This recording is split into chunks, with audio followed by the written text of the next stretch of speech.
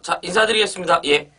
안녕하십니까. 예. 자, 오늘은 2023년 2회 전기기사 전력공학 기출문제 해설해 보도록 하겠습니다.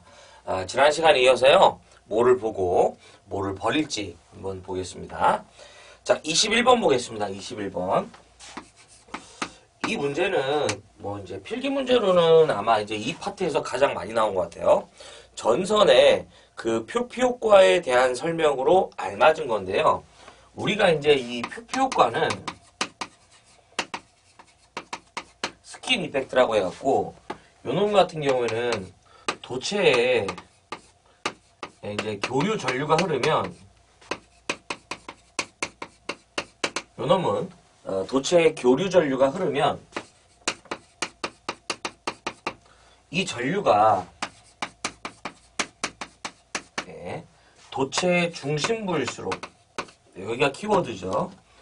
중심부일수록 흐르지 못하고요.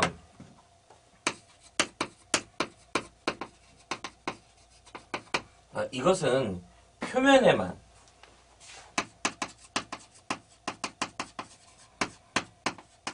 흐르려는 것을 우리가 이제 이 표피 효과라고 말한다라고 보시면 됩니다. 그래서 우리가 이런 이 도체가 있으면요, 도체가 있으면 전류가 이렇게 내부로 들어가려 하질 않고요, 겉돌아요, 표면에. 네. 이유는 뭐냐면 내부로 들어가면 들어갈수록 사실 저항이 커지기 때문에 들어가려 하질 않습니다. 그래서 거기 보시면은 도전율이 클수록 주파수가 클수록 그 다음에 이제 이 표피 효과가 커진다는데요. 해설에 보면 표피 효과 침투 깊이라고 그래요. 이 표피 효과 침투 깊이는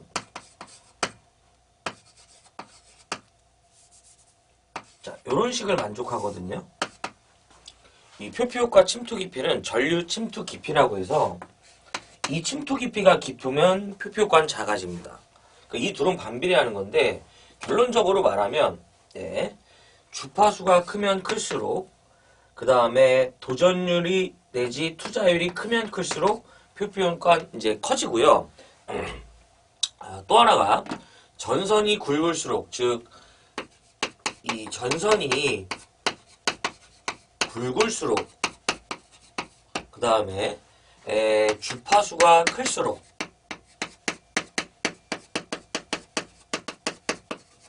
그 다음에 도전율 및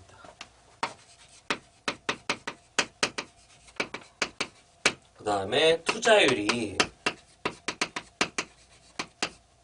클수록 우리가 표피 효과는 커진다라고 보시면 됩니다. 그래서 요 식에 대해서 여러분들이 나중에 자기학에서 아마 이제 요걸로도 이제 물어보실 텐데요. 어쨌든 요 정도만 정리하시면 돼요. 그래서 지금은 요 두 관계를 물어본 거죠. 여기까지만. 근데 이제 일부 문제가 여기까지도 물어보기 때문에 여기까지 같이 정리하시는 걸 추천드립니다. 그리고 기본적인 정의. 뭔진 모르지만 중심부일수록 흐르지 못하고요. 표면에만 흐른다. 이렇게 기억하시면 좋을 것 같아요. 그래서 정답은 몇 번이냐면 1번 되겠습니다. 네. 그래서 거기 보면 뭐 이제 주파수, 도전율, 투자율, 그쵸? 뭐 이런 얘기 같이 하는 거예요. 자, 하셔야 합니다. 넘어가 보겠습니다. 자, 그 다음에 22번. 이런 것도 이 전력공학에서 지금 엄청나게 나왔던 문제들이죠. 거기 보시면은 송전선에 낙뢰가 가해져서요, 애자의 섬납을 일으키죠. 이때 보시면은 이 애자가 손상되는 경우가 있는데요. 이거를 방지하기 위해서 우리가 이제 이 사용되는 건데, 일단 별표를 보시면 조건에서는 아킹온이죠. 네, 아킹온. 요 아킹온은 요놈 같은 경우에는 두 가지의 목적이 있다. 바로 뭐냐면 여기 이제 이 아킹온, 아킹링이라고 하죠. 이제 또 하나 이제 개념이 똑같습니다. 아킹링 둘 다 이제 그냥 같은 개념이니까 요것은 이상전압으로부터 뇌접 이상전압으로부터 이제 애자련을 보호하고요. 또 하나가 애자련의 전압 분담을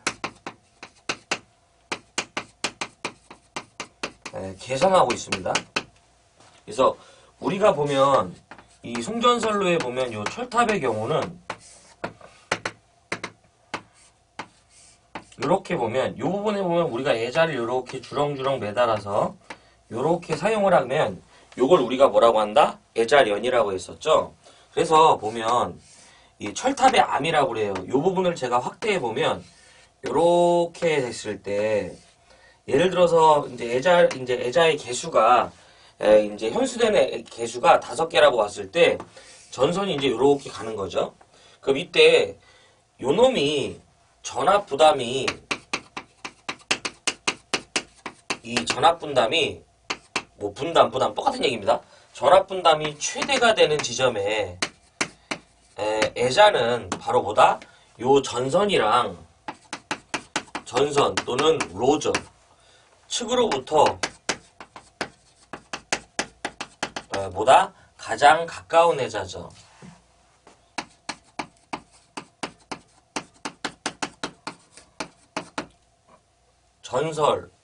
전선 로 측으로부터 가장 가까운 애자가 부담을 가장 많이 하고요. 전압 분담이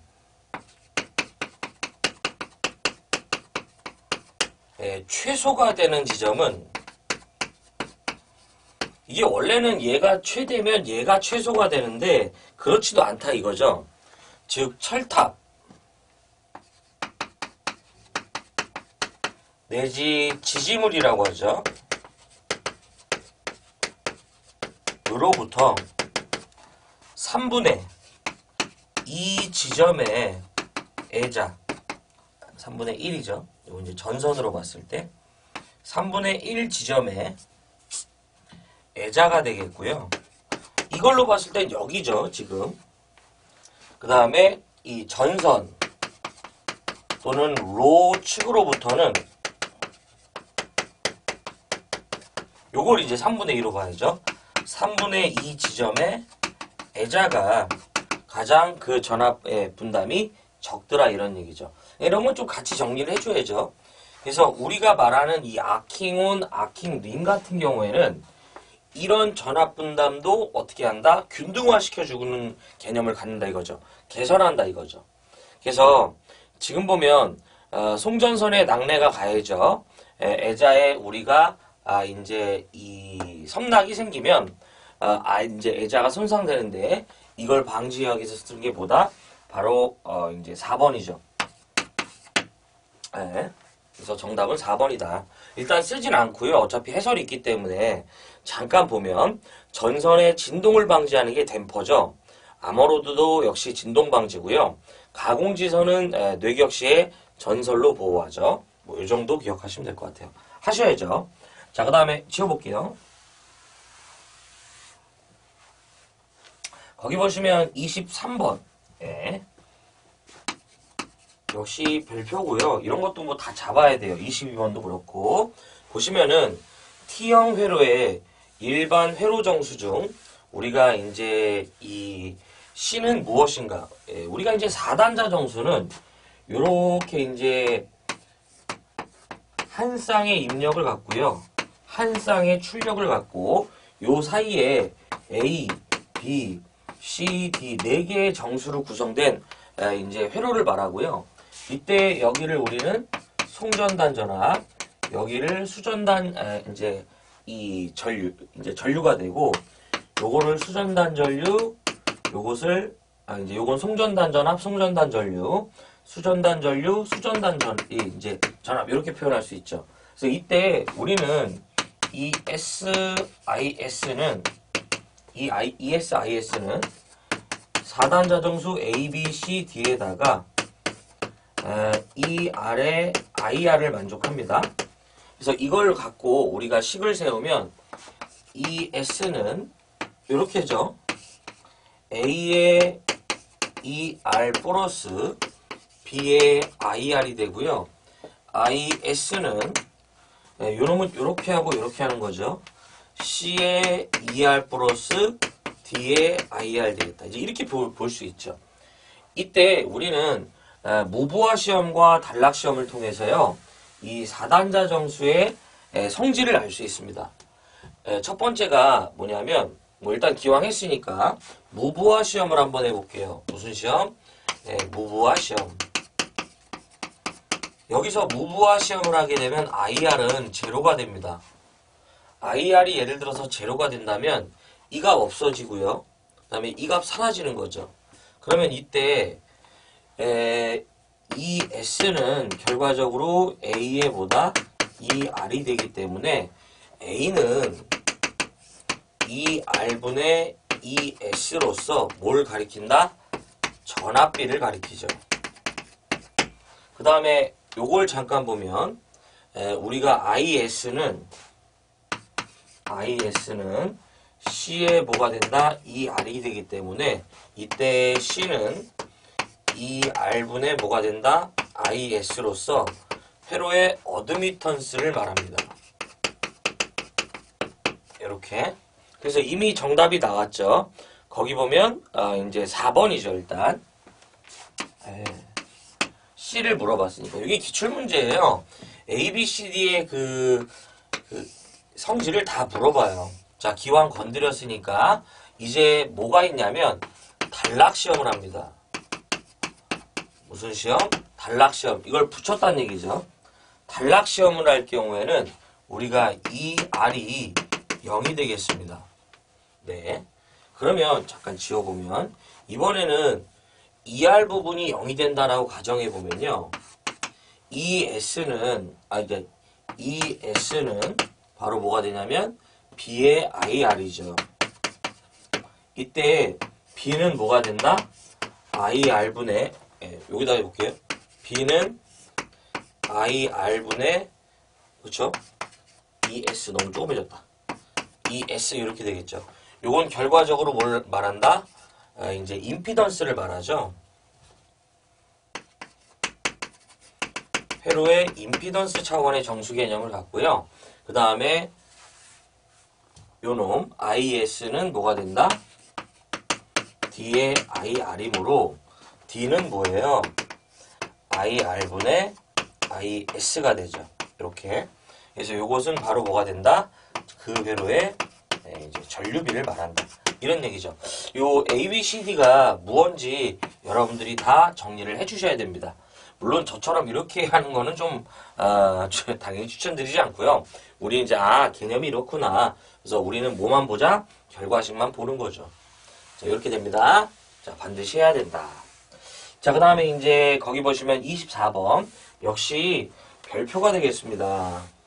많이 출제가 됐어요. 자, 거기 보시면 전력용 콘덴서와 비교할 때 동기조상기의 특징이죠. 문제에서 물어본 건요. 동기조상기의 특징인데 이런 거는 이 저자분처럼 표로 좀 정리하면 좋겠습니다. 그래서 저는 이제 좀 이렇게 해볼게요. 조상설비라고 좀 해보고요. 여러분들 이렇게 이 표로 보셔도 되고 저처럼 이렇게 간단하게 보셔도 관계가 없습니다. 첫 번째가 뭐냐면 동기조상기 되겠습니다. 그 다음에 전력용 콘덴서. 네. 그 다음에 이제 보면 이제 이 블루리액터 요것도 있으니까 저도 같이 한번 해보도록 하겠습니다. 블루리액터. 자, 첫 번째가 무효전력인데요. 첫 번째가 무효전력. 동기조상기 같은 경우에는 과여자, 부정유자를 통해서 진상이나 내지 지상 둘 다 가능하죠. 양용입니다. 네. 하지만 전력용 콘덴서의 경우 온리 누구만 가능하다? 진상만 가능하고요. 블루리액터도 역시 온리 누구만 가능하다? 지상만 가능하죠. 그 다음에 전압 조정이라고 해볼게요. 전압 조정. 동기조상기 같은 경우에는요, 양쪽 능력이 있기 때문에 이것을 우리가 연속적이다라고 합니다. 하지만 한쪽 능력만 있는 놈들은 우리가 이런 얘기를 합니다. 불연속 내지 계단적이다 라고 그래요. 얘도 불연속 내지 계단적이다 라고 합니다. 이렇게. 그 다음에 시송전 내지 시충전을 말해요. 시송전, 시충전. 네. 시송전, 시충전의 경우는 그러니까 송전선로가 이제 우리가 차단된 송전선로를 다시 전송하는 걸 말합니다. 동기조상기만 가능하고요. 나머지는 불가능합니다.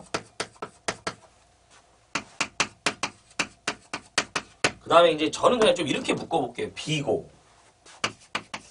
네, 시험에 나오는 특징들인데, 기본적으로 이제 동기조상기는 또, 미안합니다. 동기전동기를 무부하러 운전.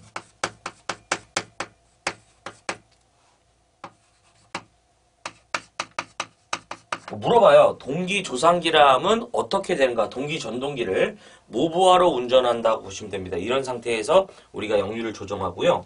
그 다음에 요 놈은 회전기다 보니까 손실이 큽니다. 네, 라고 보시면 되고요. 전력용 콘덴서는요, 역할이 부하의 역류를 개선하죠. 페란티 현상 같은 게 있죠. 블로 리액터는 우리가 뭐다?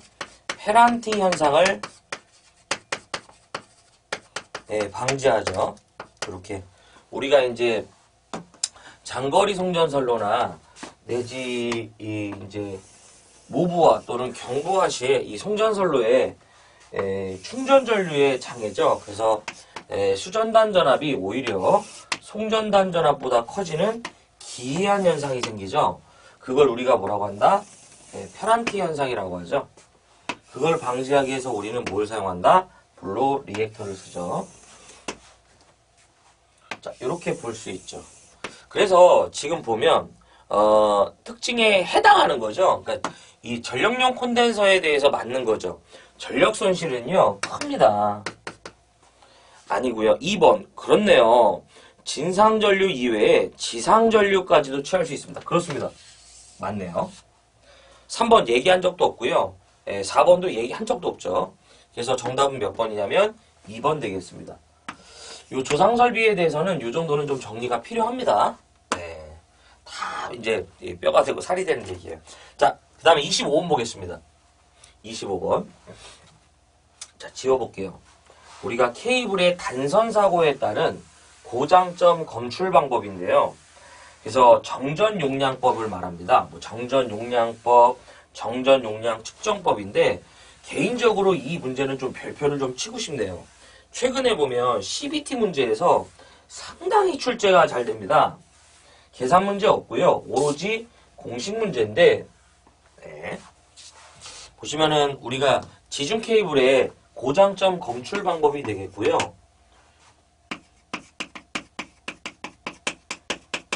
지중 케이블의 고장점 뭐가 된다? 검출 방법이 되겠고요. 변하지 않고 물어보니까 좀 확인을 좀 해주시기 바래요. 그래서 보면 고장점까지의 그 거리를 저는 그냥 X라고 해볼게요. 고장점까지의 거리는 C분의 CX의 L이다 라고 해서요. 제가 추천드리고 싶은 거는 이제 개념은 말씀드릴 거지만 요거 CX가 위로 올라간다라고 보시면 돼요. CX의 배수는 들어가면 안 돼요. 개인적으로 25번은 너무너무 잘 나오는 것 같다. 요즘에 희한하게. 이 문제 왜 이렇게 좋아하는지 모르겠다. 이 지중 케이블의 고장점 검출 방법으로서 정전 용량법은 대표적인 이제 그 단선 고장 측정 방법이고요. 여기서 이제 C는 뭐냐면 고장이 발생하지 않은 정전 이제 그 케이블의 정전 용량의 값이고요. CX는 이제 고장이 발생한 케이블의 정전 용량 값을 말하고요. 요것은 이 선로의 길이를 말하죠. 그래서 거기 보시면은 건전상의 정전 용량, 고장이 발생하지 않은 거죠. 그 다음에 고장점까지의 정전 용량을 요놈, 고장난 놈의 정전 용량을 CX, 그 다음에 케이블의 길이죠. 이렇게 구하는 건데, 이때 고장점까지의 길이, 이제 길이를 저는 이제 강제로 X라고 붙였는데, 요건 정말 잘 나온다. 그래서 정답은 몇 번이다? 3번 되겠습니다. 꼭 하시기 바랍니다. 넘어가 보겠습니다. 그래서 다음 장에 보면 개념도를 이렇게 좀 보셨는데요. 네. 그래서 이제 이 정전용량법 또는 측정법에 대한 개념도를 그림으로 이렇게 표현해 주셨는데, 이제 어쨌든 반드시 외워주시고, 요 CX가 위로 올라가되 CX에 아무것도 붙으면 안 돼요. 요것만 기억하시면 풀 수 있다. 자, 그 다음에 26번 보겠습니다. 26번. 요거는 뭐 조금 이제 우리 그 전력공학 문제에서는 그렇게 흔한 문제는 아닌 것 같아요. 일단 한번 풀어보면, 아래 저항 3개를 Y로 접속한 후에 이것을 선간전압 200V로 평형 3상 교류 전원에 연결했더니 선 전류가 20A가 흘렀답니다. 이때 3개의 저항을 이번에는 델타로 접속했을 때 이 전원에 연결했을 때 선 전류는 얼마인가? 일단 이거 지워볼게요. 26번. 26번은 이제 저는 개인적으로 했으면 하는데 이 전력에서는 좀 흔한 문제는 아닙니다. 보면 일단은 첫 번째 뭘 구해야 되냐면 Y결선 시에 전류를 먼저 구해야 돼요. 네. 자, 우리가 말하는 전류는 전압을 뭘로 나눈다? 저항으로, 즉 임피던스로 나누는 거예요. 자, 이때 요놈 같은 경우에는 뭐가 되냐면 상전압 개념을 갖죠. 그래서 우리가 아는 Y결선은 이 선간전압이요. 선간전압이 상전압보다 몇 배 크다? 루트 3배 더 큰 거죠. 그럼 문제 조건에서는 지금 선간전압이 200V가 주어졌으니까 상전압으로 표현하려면 V를 뭘로 나눈다? 루트 3으로 나누죠.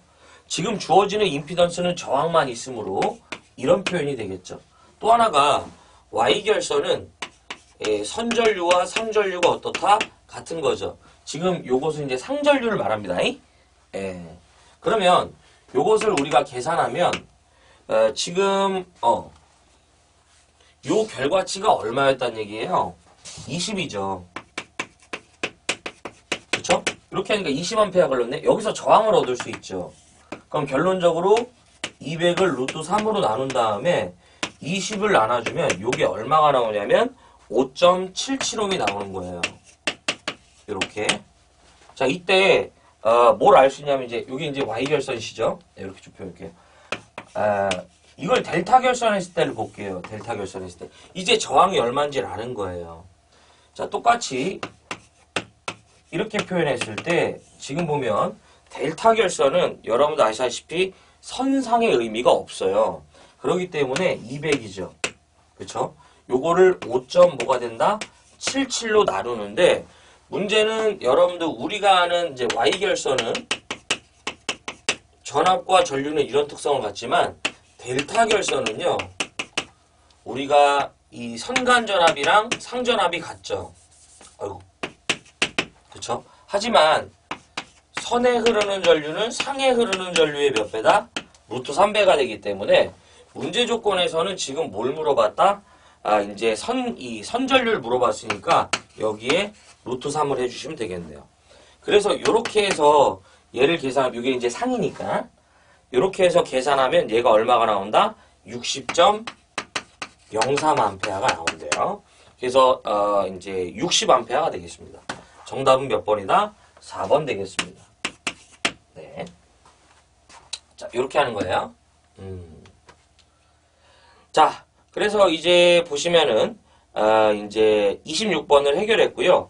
27번도 좀 우리 쪽에서 보면 고장 계산에 대한 부분의 문제는 많지만요. 이런 문제는 좀 특이하죠. 네. 그림과 같이 무슨 결선된?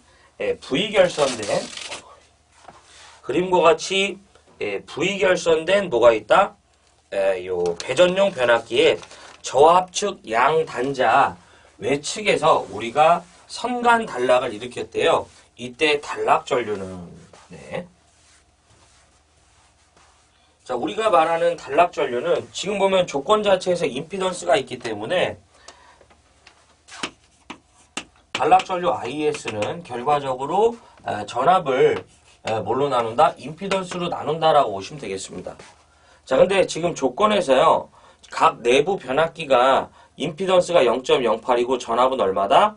요렇게 이제 200V인데 사실상 보면은요. 해설처럼 보면 이 단락 전류의 개념은 지금 요 두 개의 임피던스가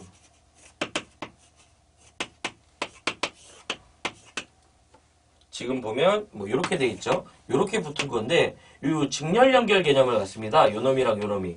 그래서 거기 보시면 요 놈 같은 경우에는 두 배에다가 주어지는 내부 임피던스가 0.08이 돼 갖고요. 이때 전압은 얼마다? 200이 되겠습니다.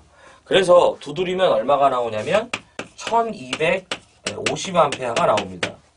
네. 거기 보면 이제 두 배를 해준 개념이 사실상 직렬 연결되는 개념이기 때문에 그러합니다. 그래서 정답은 1번 되겠습니다. 이런 문제도 이제 흔한 문제는 아니에요. 네. 자, 저는 이제 바라지도 않고요. 그 다음에 28번. 네.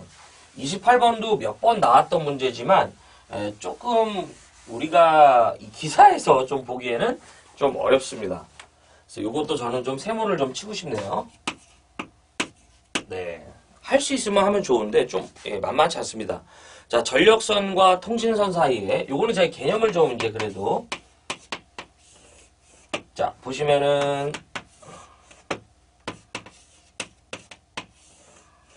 네.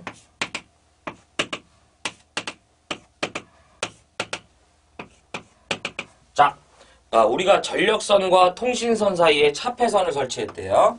자, 요게 우리가 말하는 전력선이고요. 요 놈이 뭐가 되냐면 통신선 되겠습니다. 차폐선. 그 다음에 요 놈이 바로 뭐가 된다? 통신선이 되겠습니다. 그러니까 전력선과 통신선 사이에 차폐선을 넣은 거예요. 자, 이때 각선의 상호 임피던스를 각각 뭐라고 했냐면 Z12, 그 다음에 Z1S, Z2S라고 했는데요. 자, 여기서 여기를 Z1S 저렇게 이제 문제 조건에서 줬다면 여기가 Z2S가 되고요. 즉 전력선과 통신선 간의 요놈의 임피던스를 Z 이제 뭐라고 했냐면 1, 2 이렇게 본 거예요. 이렇게. 자, 그 다음에 차폐선의 임피던스를 우리는 뭐라고 했다? ZS라고 한 거예요. 자, 이때 차폐선을 설치함으로써 유도 전압을 줄게 하는데 이때 차폐 개수는 뭐냐? 이거 준 거예요. Z12는 전력선과 통신선 간의 상호 임피던스다. 그 다음에 Z1S는 우리가 전력선과 뭐가 된다? 요 차폐선 간의. 그 다음에 Z2S는 차폐선과 이제 통신선 간의 임피던스다. 근데 이제 요건 저는 이제 ZS를 보고 이렇게 이제 바로 이제 쓴 건데 지금 준 거죠. 그러면서 보세요. 이게 원래 개념이 뭐냐면 여기서 우리가 이제 이 고장 전류가 발생하면요. 원래 이렇게 영향을 주는 건데 문제는 얘가 중간에 있으면 요렇게 영향을 주거든요. 요렇게 주고 요렇게 주면서 문제는 여기서 이것 때문에 요렇게 영향을 주면서 요 두 개가 빼지는 꼴이 됩니다. 네. 네, 미안합니다. 자, 이랬을 때 우리가 통신선에 유도되는 전압을 잠깐 보면 통신선에 유도되는 전압은 첫 번째 요놈과 요놈이 돼요. 그래서 거기 보면 마이너스 Z12에다가 그 다음에 I0다. I0 요놈을 이제 똑같이 저처럼 I0로 봤고요. 그 다음에 플러스 유도된 게 마이너스인데 요게 반대가 되기 때문에 플러스예요. 그래서 요놈과 요놈 때문이기 때문에 요 전류를 지금 이제 IS로 왔어요. 그래서 Z 요놈의 2S에 뭐가 된다? I 이제 이 S로 본 거죠. 요렇게. 그래서 식이 지금 일단 요렇게 나온 거고요. 저는 이제 어떻게 나온 건지만 볼 텐데, 가급적이면 요 문제 그냥 한번 좀 보셔요. 자, 이때 이 식을 만족합니다. 뭐냐면, Z1S의 I0는요, 요렇게 곱한 것은 요 IS에다가 요 ZS를 곱한 것을 만족해요. ZS에다가 S를 곱한 것을 만족한다. 이때 IS를 여기서 얻을 수 있죠. 뭐냐면 IS는 ZS에다가 바로 뭐가 된다? Z1S의 I0로 표현할 수 있어요. 그러면 식을 잠깐 좀 바꿔보면 이제 요 놈을 마이너스 Z12에다가 I0에 플러스 Z2S에다가 ZS의 Z1S의 I0다. 이렇게 표현할 수 있다고요. 그래서 이거를 우리가 묶으면 어떤 이제 표현이 되냐면 요놈 같은 경우에는 마이너스 Z1, 2의 I0에 1 마이너스 요거 이제 마이너스 거기 보시면은 이제 이 마이너스 붙어야죠. 마이너스 Z1, 2의 I0에 1 마이너스 ZS에다가 Z1S의 Z2S의 요런 표현을 둘 수 있는데 여기를 묶으려면 여기에 Z1, 2가 요렇게 곱해주면 돼요. 지금 요렇게.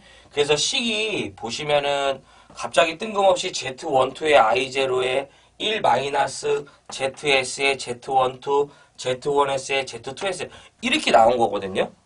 그래서 이때 여기서 차폐선이 없으면 이 값이 없는 거예요. 차폐선이 없으면 요게 바로 뭐다? 통신선에 유도되는 전압인데 요 놈만큼 있기 때문에 지금 요 놈만큼 어떻게 되는 거예요? 빼지는 거죠. 그렇기 때문에 우리는 이때 요 1 마이너스 요 앞에 있는 거 있죠? 아까 이제 요게 없었으면 요 놈이 바로 뭐다? 통신선에 유도되는 전압이라며요. 요 놈만큼 빼지기 때문에 우리는 1 마이너스 ZS의 Z1, 2의 Z1S의 Z2S 요 놈이 바로 뭐가 된다? 이제 차폐 계수 보통 우리가 람다 이렇게 표현합니다. 그래서 지금 문제에서 물어본 것은 뭐냐면 이제 이 차폐 계수를 물어봤죠. 그래서 찾는 문제인데 좀 만만치 않죠. 이게 딱 보면. 그래서 정답이 몇 번이냐면 지금 보면 이제 2번이죠. 2번. Z1S의 Z2S, Z1S, Z2S 2번이 되죠. 그래서 정답은 몇 번이다? 2번이다. 만만치 않습니다. 근데 만약에 이제 여러분들이 이제 이거를 하고 싶다면 그냥 답을 본다면 요거 Z1S의 Z2S가 위에 있는 걸 찾는 건데 문제는 요 표현을 바꿔버리면 이게 답도 없는 거죠. 요 놈들의 표현을 바꿔버리면 그래서 이 문제는 좀 그냥 편하게 푸셨으면 좋겠습니다. 우리가 뭐 20점을 목표로 하는 건 아니니까. 그래서 넘어가 보겠습니다. 자, 29번 보겠습니다. 29번. 자, 지워볼게요. 그래서 이렇게 해설하는 거다. 네. 보시면은 이 피레기의 구조는 어떻게 되는가라고 하는데요. 여러 번 물어봤죠. 우리 피레기는 뇌격시에 뇌전류를 대지로 방전하고 뭘 한다? 속류를 차단하죠. 그래서 거기 보시면 이제 29번의 피레기의 구조인데요. 이 피레기의 이제 구조에서 첫 번째가 뭐냐면 직렬갭이 되겠습니다. 그 다음에 두 번째가 뭐가 된다? 특성 요소 되겠습니다. 그래서 좀 전에 말씀드렸던 요 이제 이 직렬갭과 특성 요소인데요. 정답은 몇 번이다? 4번 되겠습니다. 그래서 이 직렬갭은 뇌격시에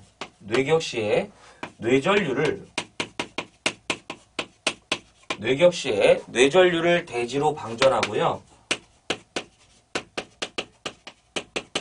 그 다음에 속류를 차단합니다. 잘 물어보죠. 이런 거는 뭐 다 준비해야 돼요. 그 다음에 특성 요소는 전압 상승을 제한해서요. 절연을 피레기 자신의 절연을 보호합니다. 뭐 이 정도는 좀 알고 계셔야죠. 그래서 정답은 몇 번이다? 4번 되겠습니다. 자, 그 다음에 30번. 이건 당연히 해야죠. 이것도 해야 되고요. 피레기 문제가 이제 나왔으니까 같이 한번 해볼게요. 송전계통에 자, 여기가 키워드죠. 절연협조죠. 뭐 코디네이션, 인슐레이션이라고 하는데요. 절연협조입니다. 절연협조. 이 절연협조의 기본 또는 기준이 된대요. 이 절연협조라는 것은 피레기 제한전압을 기준으로 전력계통을 구성하는 이제 이 기구나 기기, 애자 등이 상호 적당한 절연 강도를 지니게 함으로써 절연협조는 이 절연의 설계를요. 절연의 설계를 합리적, 경제적으로 한 것이에요.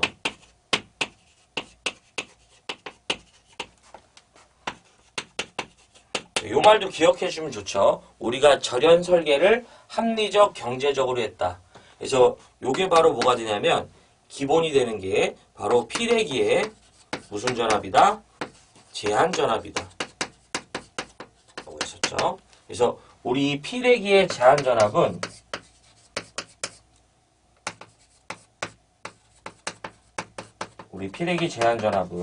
피레기 동작 중 그 단자에 남는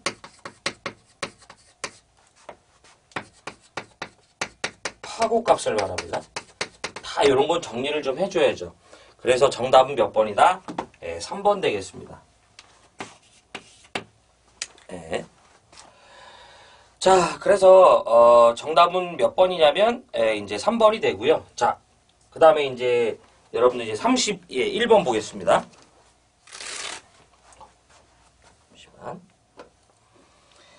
거기 보시면 모선 보호에 사용되는 이제 개전 방식이 아닌 거죠. 네. 거기 보시면 위상 비교, 그 다음에 방향거리, 그 다음에 선택 척지, 그 다음에 전류 차동 보호 개전 방식인데요.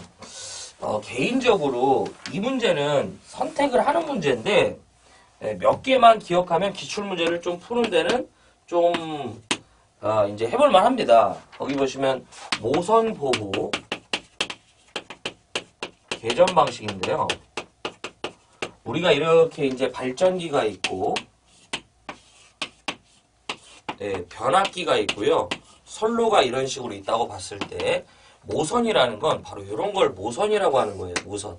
버스라고 하죠. 발전기나 변압기 또는 조상설비 또는 송전선 이런 것들이 접속된 공통도체라고 보시면 됩니다. 이때 이 모선보호 개전 방식인데 여기서 우리가 볼 것은요. 전류차동이라는 게 있고요. 생각보다 좀 몇 개만 기억하면 돼요. 그 다음에 전압차동, 그 다음에 세 번째가 위상비교, 네 번째가 방향거리,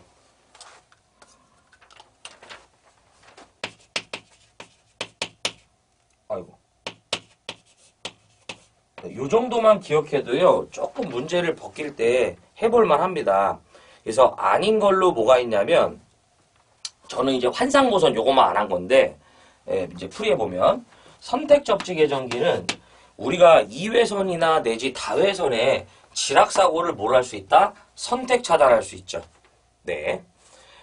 그래서 거기 보시면, 이제 31번은 요렇게 되고요.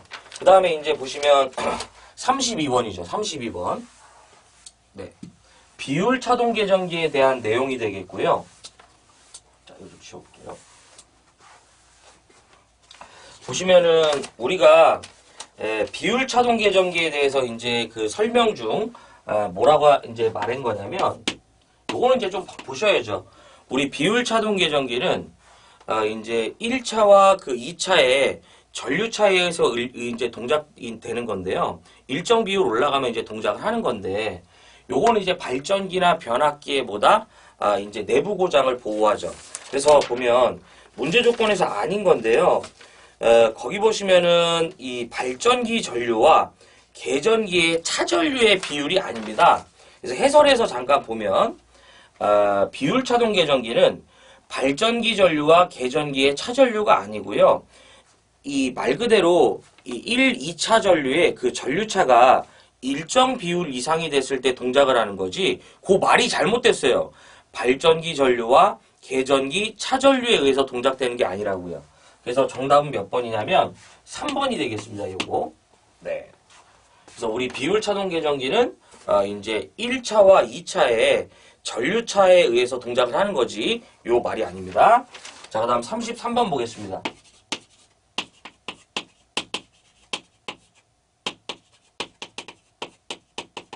네.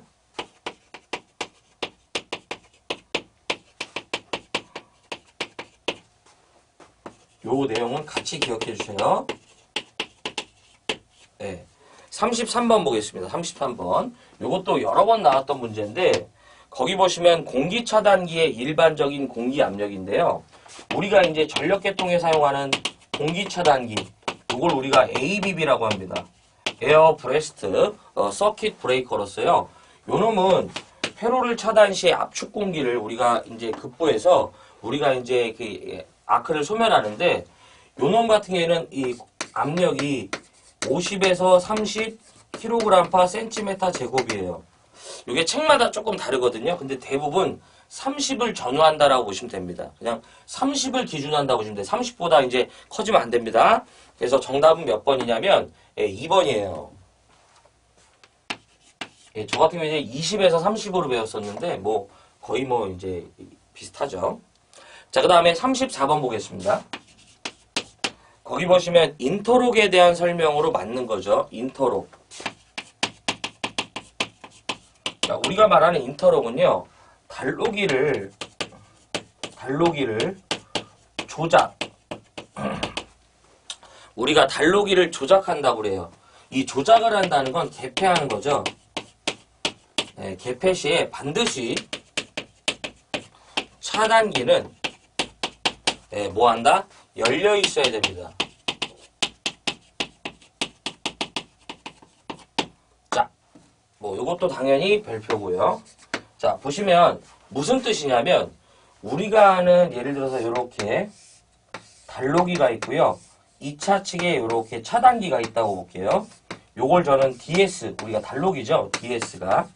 그 다음에 차단기가 뭐다? 10이라고 보시면 돼요. 이 달로기는 무부하 전류만 개폐할 수 있어요. 뭐만 가능하다? 이 무부하 전류만 개폐가 가능합니다. 그래서 이 달로기 같은 경우에는 열고 닫을 때 반드시 어떻게 해야 된다? 무부하 상태여야 돼요. 전류가 흐르는 상태가 아니어야죠. 그러면 이 달로기를 조작하려면 반드시 어떻게 해야 된다? 먼저 차단기를 열어서 무부하 상태로 만들어주고 이 달로기를 조작해야 된다. 이제 이런 뜻이죠. 그래서 이때 우리가 만약에 사람의 실수로 뭐예요? 차단기가 지금 투입된 상태인데 달로기를 만지더라도 안전장치를 해줘라 라는 얘기죠. 그러니까 지금 실무에서도 동작을 안 한다고 보시면 됩니다. 그걸 우리가 뭐라고 한다? 인터록이라고 하는 거예요. 그래서 지금 이 얘기를 하는 건 몇 번이냐면 2번 되겠습니다. 그래서 정답은 몇 번이다? 2번이 되겠고요. 그래서 차단기가 열려 있어야만, 그쵸? 그 얘기를 하는 게 2번이죠. 네. 자, 그 다음에 보시면은 이제 35번. 조금만 참으시죠. 다 끝났어.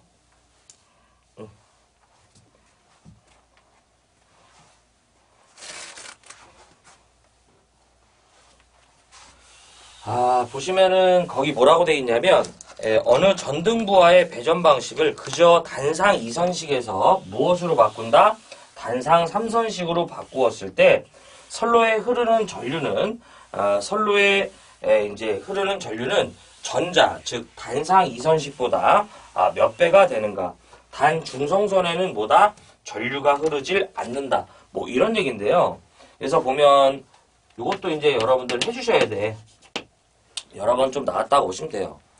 단상 2선식을 단상 3선식으로 바꿨을 때 전력 부하는 일정하므로 전압과 전류는 반비례합니다. 즉 단상 2선식을 단상 3선식으로 변경을 하면 2배를 승합한 것과 같으므로 전류는 2분의 1이다. 뭐 이렇게 돼 있는데 잠깐 보면 저는 이제 단상 우리가 2선식을 볼게요. 우리가 이제 단상 2선식을 보면 자, 요게 전압이고 여기 지금 전류 I12가 흘렀다고 볼게요. 이때 단상 2선식의 전력 P12는 VI의 12 되겠습니다. 그렇죠? 네. 그 다음에 단상 3선식으로 한번 볼까? 뭐 여기 이제 뭐 이 3선식으로 봤을 때는 단상 3선식은 우리가 외선이 있고요. 그 다음에 또 외선이 있는 거죠. 요 외선과 내선 사이에 즉 외선과 외선 사이에 중성선을 내죠. 그래서 여기가 V가 되고 여기가 V가 되는데 여기는 뭐가 된다? EV가 되죠. 그래서 이때 우리가 이제 흐르는 전류를 I13라고 했을 때 우리 P13는 VI13가 되겠습니다. 뭐 여기다 이제 그냥 코사인 세타다 이렇게 한번 좀 넣어볼게요. 역률이. 예.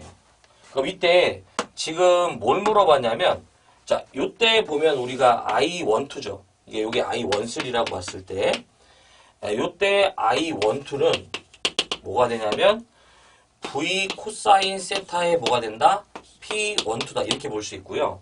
그 다음에 I13는 V 코사인 세타의 P13다. 뭐 이렇게 볼 수 있네요. 그럼 결국에는 이제 B를 만들어 보면 I12의 I13다. 이렇게 비율을 만들어 보면 얘는 V 코사인 세타의 P12. 근데 이게 지금 같죠? 예. 의미가 없어요, 사실. 그 다음에 V 코사인 세타의 P13인데 같죠? 결국에, 잠깐만. 여기서 얘는 2V죠? 예. 요게 2가 들어가야죠? 2V, 예. 미안합니다. 요 2가 들어가야 됩니다, 이거. 그래서 여기가, 2V 코사인, 이렇게 돼야죠. 그럼 여기가 이렇게 되는 거예요. 그래서 요게 분모, 분자가 돼서, 요 놈 같은 경우에는, 2V 코사인 세타에 뭐가 된다? P가 되고요. 요 놈 같은 경우에는, V 코사인 세타에 P가 되네요. 이렇게 없어지면서, 결과적으로 이거 네 여기 좀 잠깐 지워볼게요. 예, I12와 I13의 B를 보면 이제 2분의 1이 나오죠. 그래서 결국에 이렇게 넘기면 I13는 2분의 1의 I12가 된다. 뭐 이런 얘기 되는데 정답은 그래서 3번이에요. 그래서 뭐 그냥 뭐 저렇게 그냥 이 비례로 가셔도 되고요. 이렇게 보셔도 됩니다. 똑같은 얘기예요. 자, 36번 보겠습니다. 역시 꼭 하셔야 될 내용이다. 예. 보시면은 거기 보면 교류 송전 방식과 비교하였을 때 직류 송전 방식에 대한 설명 중 아닌 거예요. HVDC라고 하죠, 우리가. 저는 좀 제가 이걸 좀 따로 한번 좀 정리해 볼게요. 밑에 장단점이 있는데 제가 말씀드리는 것만 보셔도 저는 좀 가능합니다. 우리가 직류 송전 방식에 우리 직류 송전 방식의 뭐다? 특징 되겠습니다. 그래서 첫 번째가 이제 장점이 있고요.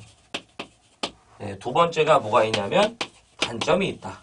다섯 개 정도는 볼 줄 아셔야 돼요. 첫 번째가 뭐냐면 절연 계급을 낮출 수 있습니다. 뭘 낮출 수 있다?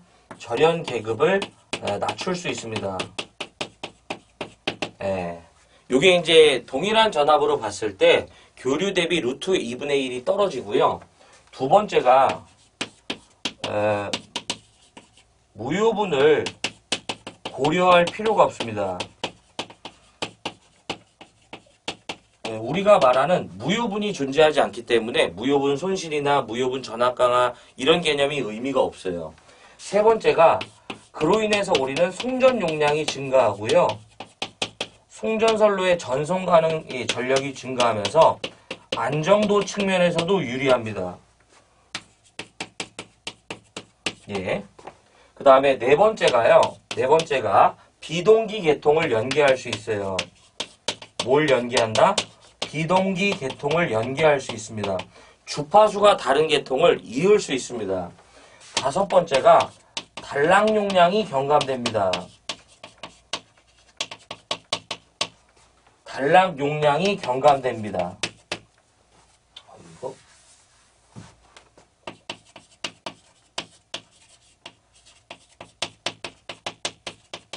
네. 무효분 전송 능력이 없기 때문에 사고가 이제 작아져요. 네. 하지만 다 좋은 건 아니에요. 회전자계를 얻기 어렵습니다. 회전자계를 얻기 어렵고요. 네. 두 번째가 요놈 같은 경우에는 변압이 어렵습니다. 승합, 강압이 어렵다는 뜻이고요. 세 번째가 요놈 같은 경우에는 대전류 차단이 어렵습니다. 고전압 대전류 차단이라고 하는데 똑같은 얘기예요. 대전류 차단이 어렵습니다. 네 번째가 요놈 같은 경우에는 일괄된 계통을 운용하기가 어렵습니다.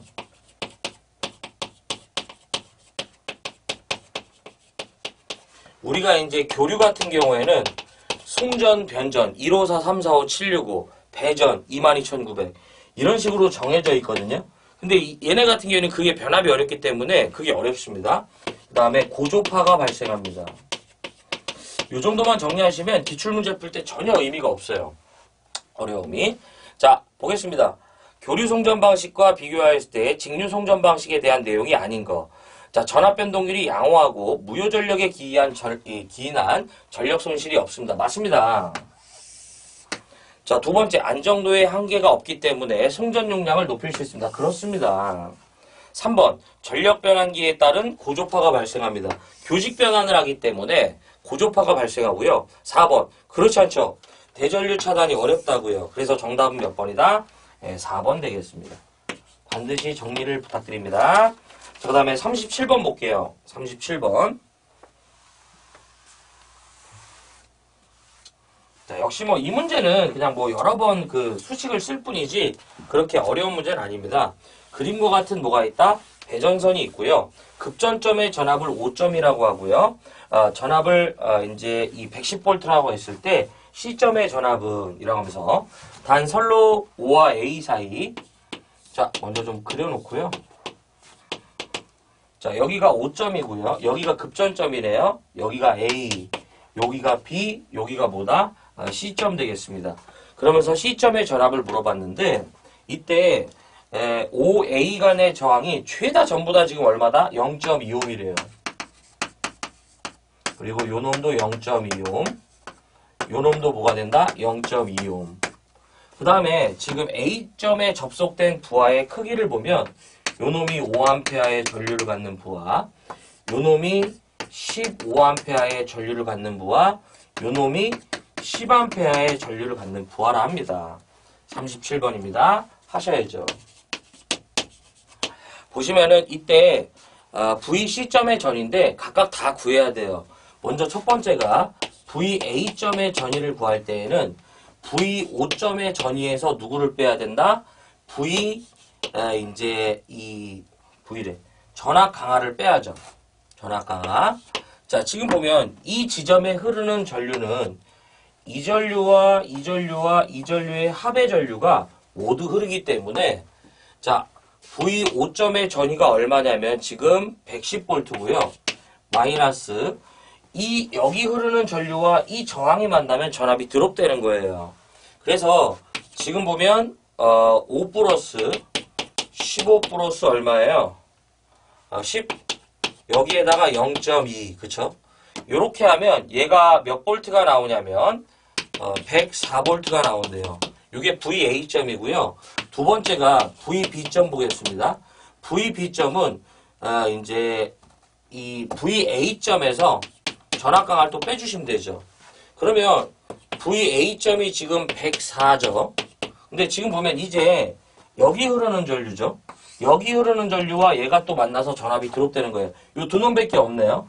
그러면 15 플러스 10에다가 뭐 한다? 0.2. 이렇게 해서 두드리면 얘가 얼마 나오냐면 99V.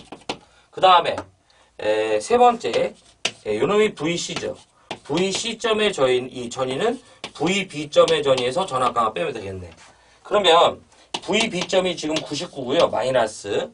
이제 여기 흐르는 전류는 누구밖에 없는 거예요? 얘밖에 없네. 그럼 이렇게 곱하면 되겠네. 그래서 10에다가 뭐 하면 된다? 0.2. 그래서 얘를 하면 얘가 얼마 나오냐면 97V가 나온답니다. 이렇게. 그래서 정답은 몇 번이냐면 2번. 이렇게. 38번. 랭킹 사이클에 취하는 급수 및 증기가 올바로 순환되는 과정은? 네. 자, 잠시만요. 자, 지금 보면 랭킹 사이클이죠. 우리가 이제 랭킹 사이클, 화력발전소의 기본적인 사이클인데요. 네. 이것도 이제 여러 번 나왔죠. 예. 그래서 38번인데 이것도 좀 보시기는 보셔야 돼요. 이런 거 버리지 말자. 랭킹 우리가 사이클인데 우리가 이렇게 과열기가 있고요. 보일러가 있는 거예요. 그 다음에 터빈이 있고 그 다음에 이렇게 이제 복수기가 이렇게 있는 개념이죠. 그래서 등단 기억하시면 돼요. 등단. 그래서 거기 보면 보일러, 등압 가열, 요게 과열기입니다. 우리가 습증기를 과열증기로 만들고요. 요놈이 터빈, 요놈이 복수기라고 보시면 돼요. 네, 복수기. 그래서 보일러, 등압 가열, 네. 그 다음에 거기 보면 이제 이 터빈, 네, 단열 팽창, 그 다음에 복수기, 등압 냉각, 그 다음에 여기 펌프가 있어요. 네, 급수 펌프. 네, 그래서 단열 압축 이런 개념을 갖는 건데 정답은 등단 1번입니다. 1번. 네. 등압 가열, 단열 팽창, 그 다음에 이제 등압 냉각, 그 다음에 이제 이 단열 압축인데 그렇게 하지 마시고요. 등단. 랭킹 사이클은 등단. 이렇게. 네. 그래서 정답은 이제 1번 되겠습니다. 네. 자, 그 다음에 이제 보면 3번. 송전선에 이제 복도체를 사용할 때 장점이 아닌 거죠. 자. 요것도 역시 여러분들이 필히 보셔야 한다. 복도체 방식의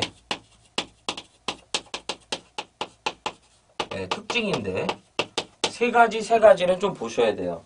첫 번째가 이제 장점이 있고요. 그 다음에 이제 두 번째가 뭐가 되냐면 단점 되겠습니다. 기본적으로 우리가 복도체를 사용하면 선로의 인덕턴스가 감소하고요. 정전 용량이 증가합니다. 네, 그래서 우리가 이제 단도체일 때 L은 0.05 플러스 0.4605에 로그 10의 R분지 D지만 요게 복도체가 되면 0.05를 도체 수로 나누죠. 그 다음에 0.4605에 로그 10의 R2의 프라임의 D가 된다. 요때 이 R2의 프라임이 등가 반지름이에요. 어쨌든 여기서 보면 요게 N이 도체 수인데 얘가 커지면 E 작아지죠. 그 다음에 우리가 말하는 C는 0.0에 2413의 로그 10의 R분지 D인데 요것도 우리가 복도체가 되면 요놈은 0.0에 2413의 로그 10의 R2의 프라임의 D가 되겠습니다. 결과적으로 얘가 커지니까 요 값이 작아져서 얘가 올라가는 이런 개념이 되겠습니다. 자, 두 번째가요. 이렇게 선로의 인덕턴스가 감소하면 선로의 리액턴스가 작아지기 때문에 송전 용량이 뭐가 된다? 증가합니다. 그래서 안정도 측면에서도 좋아지고요. 세 번째가 코로나 개시 전압이 증가합니다. 코로나가 발생하는 이 개시 전압이 증가하고요. 하지만 모든 게 다 좋은 건 아니고요. 단점으로는 페란티 현상의 발생이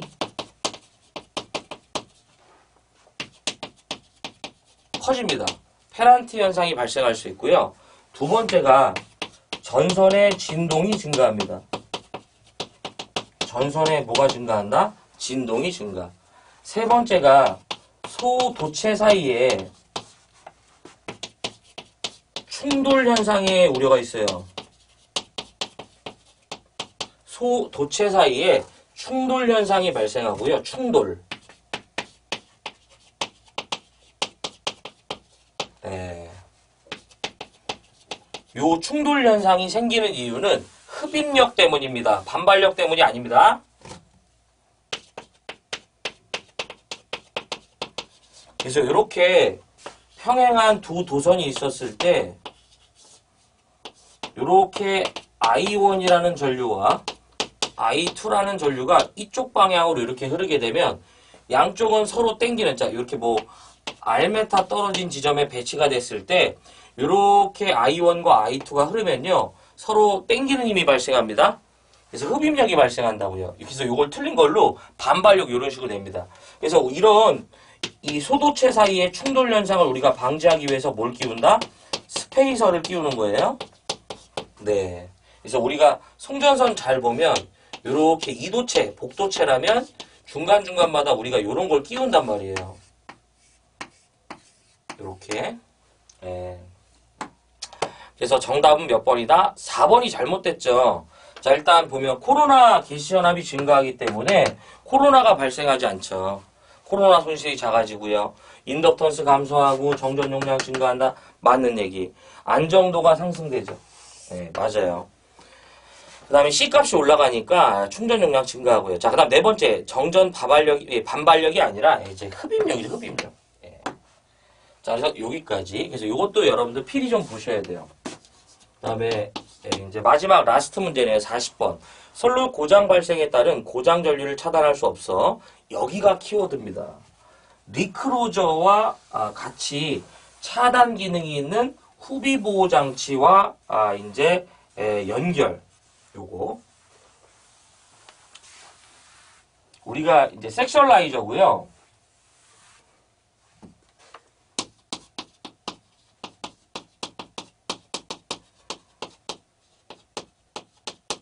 섹셔널라이저를 말합니다. 우리가 이제 배전선로에 그 보호 협조를 보면 여기 이제 R, S, F라고 그래요. 배전선로의 보호 협조. 요 순서도 기억하셔야 돼. 요 R이 바로 뭐냐면 리크로저입니다. 배전선로의 재폐로 기능을 갖는 차단 장치고요. S는 섹셜라이저의 라인 퓨즈인데 기본적으로 섹셜라이저는 꼭 요 말을 기억해야 돼요. 고장 전류 차단 능력이 없고 차단 능력이 있는 후비 보호 장치와 직렬 연결한다. 이런 얘기 나오면 무조건 섹셜라이저라고 보시면 됩니다. 이 섹셜라이저는 고장이 발생하면요 그냥 가만히 있습니다. 그 다음에 리크로저가 개방한 이후에 무전압 상태에서 섹셜라이저가 고장 구간을 개방한다고 보시면 돼요. 그래서 보면 섹셜라이저는 배전선로에 고장이 발생할 경우 리크로저가 먼저 동작을 한다 이거죠. 이후에 무전압 상태가 되면 이를 감지해서 이 무전압의 횟수를 기억했다가 정해진 횟수에 도달하면 선로의 무전압 상태에서 선로를 이제 고장 구간을 개방한다고 보시면 돼요. 그러니까 이 섹셜라이저는 결론적으로 말하면 고장 전류를 차단할 능력이 없기 때문에 고장 전류를 차단할 능력이 있는 리크로저의 조합을 필요로 해요. 그래서 거기 보시면 이제 정답은 몇 번이다? 4번인데 그러니까 요런 거는 제가 여기서 이제 제가 여러분들이라면 후비 보호 장치와 원래 여기서는 직렬로 연결한다 이런 얘기까지 들어와 줘야 돼요. 후비 보호 장치와 직렬 연결. 요게 키워드죠. 네. 네. 그래서 또 하나가 기억해 주는 건 이제 주면 좋은 게 고장 전류를 차단할 수 없어.